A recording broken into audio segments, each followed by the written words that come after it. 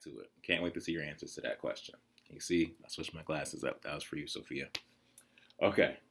There had been something, a place, someplace that could help him, and he couldn't make it come to his mind until after he'd gone to bed and was lying looking at the glowing coals of the fire.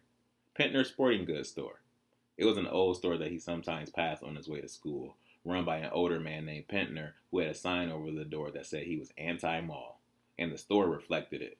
There was none of the glitter or modernness of a mall, just some funky shelves and guns and bows and some hockey gear and an old oil stove where unshaven men sat and talked about the old days and spit tobacco juice in the old coffee cans. Brian had not been in the store that many times, but on one occasion, he stopped there to see a Pentner sharpen ice skates, and next to the door there had been a large glass case with a collection of arrowheads arranged in a circle. He had stopped to study them, and he had thought then it was a beautiful collection of intricately carved points, all laid out on a red velvet.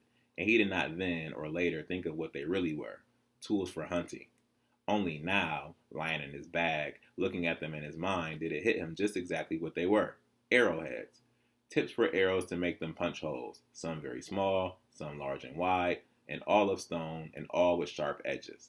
Those people were the pros, he thought, the Native Americans who made the points centuries before. They all lived the time as Brian was trying to live now, and they had experimented for thousands of years to come up with the designs of the heads. Brian closed his eyes and tried to remember how they had looked. When he had an image, he smoothed a place in the dirt next to the fire and drew 5 outlines that he thought he remembered correctly and tried to make them roughly the same size as the originals in the collection. 3 were small and he ignored them. 2 were quite a bit larger, and these he studied in his mind, pictures as well as in the lines in the dirt. There could only be one reason for a larger arrowhead: to kill a larger animal. They worked that out, he thought. They found out after thousands of years that a larger head killed a larger animal. All my research has been done. Now, he thought, all I have to do is find a way to make stone arrowheads. He searched his memory, what he had learned in school, seen on television, read in books, and nowhere could he find a picture of anybody saying how stone arrowheads were made. Well then, start with what you know. The arrowheads were made of stone, so find a stone that will work, he thought, and went to sleep thinking of all the places around the lake where he had seen stones. In the morning he awakened famished, as if he hadn't eaten for a week. There were only 4 fish left in the fish pool and none on the line, which bothered him, and he ate 2 of the larger fish to take the edge of his hunger off. He would have to hunt today and get meat and set the arrowhead problem aside. In mid-morning, after cleaning the camp and trying to hide the pot inside his shelter in case the bear came back, he set off to the north. In the months that he lived on the L-shaped lake and hunted the area, he'd come to know the surrounding region like a large yard. Except for predators which ranged constantly looking for food, most animals seemed to stay pretty much in the same location, and because they started there, they tended to grow there. North about half a mile, it was best for hunting spots, or hunting rabbits. There was a large patch, as big as a football field, where an ancient fire had burned the trees off and left brush. Rabbits had hidden there from predators because they could escape into the thick brambles easily. Because they had come there and been able to live there, they had increased, as rabbits do, and now there seemed to be rabbits wherever Brian looked in the patch. It was unusual for him to go there without getting several good shots, and though he still often missed, he had worked out a ratio of 5 to 1. He seemed to get 1 rabbit for about every 5 shots on rabbits. The ratio was 7 to 1 on full birds. Although he had hit the last rabbit he shot at, he felt lucky, and he approached the brushy area with the arrow already knocked on the string. Things never happened as he planned, however, and because he was concentrating on looking for rabbits, he very nearly stepped on a full bird. It blew up under his foot in a flash of leaves and feathers like a grenade detonating and flew off at a quartering angle away into Brian's left front. Without thinking, he raised the bow, drew, and released the arrow, and was absolutely flabbergasted to see it fly in a clean line, intersect the flight line of the full bird, and take it neatly through the center of his body. It cartwheeled to the ground, and Brian ran over to it. Though it looked dead, he broke its neck with a quick snap to make it certain it was gone. Incredible, he thought.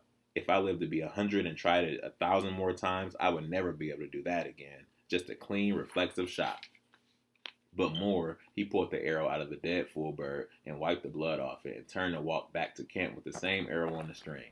He took 5 steps and a rabbit jumped out of the bush on his right, and in one smooth action he dropped the dead bird, raised the bow, drew the arrow, and released it and saw it take the rabbit through the chest at a flat run. It died before he could get to it, and he picked it up. That night he cleaned them both and made a stew, boiling them together, and he ate the meat and drank the broth until he was packed full, his stomach rounded and bulging. Two, he thought, two with the same arrow, and both moving, and both hit almost perfectly. He took the arrow from the rest of them and propped them in the corner. That, he thought, is my lucky arrow. In the same instant, the word medicine came into his thought. It is my medicine arrow. He had not planned it, not meant to think the phrase, but it came and he knew it was right. It was not a religious idea so much as a way to believe in what he had done and how he had done it. And from that day on, he did not use the arrow again, but put it on a small rock ledge. When things were bad, he would look to the arrow on the ledge and think of how right it had been. One arrow, 2 kills, and a full belly all on one day.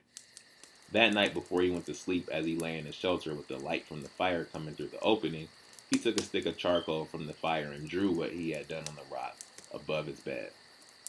A stick figure with a bow shooting an arrow at 2 stick animals, 1 bird and 1 rabbit, and lines showing how the same arrow had taken both of them. When he was done, he shaded in the animals and the figure of the boy with the charcoal to give them body, working in the flickering light. He wished he had some color to work in as well, to show feathers and fur and blood. It was not until later, as he lay back just before full belly contented sleep, that he remembered having seen some pictures in a magazine of the cave paintings in France. Old, he thought. They were the oldest art ever found, according to the article. Painted by early man. Brian burrowed down into the bag and closed his eyes, and the last thing he thought was to wonder if the ancient men who drew in the caves in France ever took 2 animals with the same arrow. Scene. Okay, so what I kind of want to talk about before I give you your questions for the day is what happened. So if you remember when we talked about chapter 2, Brian had a bunch of challenges with the setting where the winter was causing problems for him, but also the forest was causing problems for him. So he kind of addressed his winter problem where he had to rebuild his shelter and kind of insulate it, which means that he had to make his shelter warmer. So he put leaves and fur inside of his shelter to keep the cold air out. So he addressed that problem. And he kind of thought that he might have to put his fire inside of his shelter too when he slept too. But then his next problem was, okay, how do I hunt these animals? Because it's winter, they may be hibernating. I don't know where to find them. How do I get bigger animals? How do I protect myself from bigger animals? Because as you saw, my bow and arrow didn't work in the last chapter. And what he did was he spent a big chunk of his time making his bow and arrow stronger. And then he went to go test it out. So then he went to where he usually saw the rabbits because he knew the forest by now. And he saw a full bird, shot it, got it, 1 shot. And then he saw a rabbit come out, same arrow, same bow, shot it, and got it. And he was very proud of himself because you have to understand the first chapter, not only was normally he's not very good at shooting, period. And then also, even if he does hit the animals that he's shooting at, the arrows weren't strong enough to get them. So not only did he shoot both the animals on his first try, he didn't miss, but he also built a strong enough arrow to kill them instantly when they did shoot them. So he's very proud of himself. So with that being said, I want to talk about 3 different things as far as questions that I want you to write down or just talk with someone that you're listening with or type it out and send it to your teacher. First question is kind of a figure of speech. So earlier in the chapter, I read that Brian said when he slept in his sleeping bag next to the fire and he was all warm, he said the bag felt delicious. Now, we all know that he didn't eat the bag. It didn't taste delicious. So what did the author mean, or what did Brian mean when he said that the bag felt delicious? Second question I want to talk about is we saw Brian finally realizes that, hey, I know what these changes are. Hey, I know what nature's trying to tell me. It's about to be winter. But he didn't recognize until later that he had many signs that told him that it was winter. The first sign hit him was the cold air, and then he finally realized it. But then he started realizing that, hey, all these things happened, and I forgot, or I wasn't paying attention. So I want you to name some of the things that Brian missed that would have gave him clues that it wasn't fall anymore, that it was winter. And then the last thing I want to talk about is this notion that Brian is becoming a better survivor, or better yet, Brian is becoming smarter. So if you notice in chapter 2, when Brian figured out why are the wolves not messing with each other's territory? What do I need to do to get that same respect? He saw that they peed on their territory. And because of that, he learned from it, and then he did the same thing. So he became smarter, he became a better survivor. So he did some of those things, those same things in different ways in this chapter. I want you to tell me, how did Brian become smarter, or how did Brian become a better survivor in this chapter? What things did he do that helped us see that he was a smarter survivor and a better survivor? So those are my 3 questions. You can write them out, you can type them out, you can discuss them with your family, as long as we're discussing the questions. Once again, thank you for tuning in. Also, please don't forget to vote in the comments, or tell your teacher, or tell Mr. Jones what classes you want. So these are option 4. I'll quickly go through them.